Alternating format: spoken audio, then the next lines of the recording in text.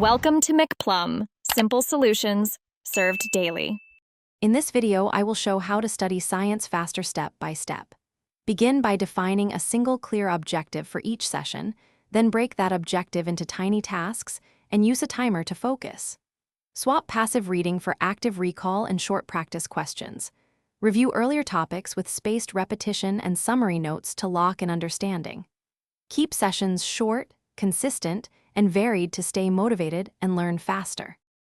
Active techniques speed learning when used regularly, so start each session with a quick self-quiz to prime your brain.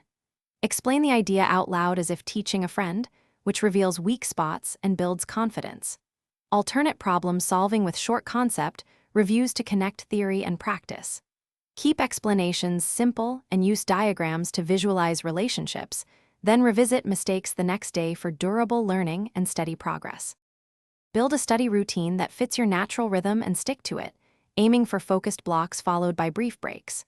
Rotate subjects so each session feels fresh and prevents mental saturation, and prioritize weak areas first to strengthen foundations.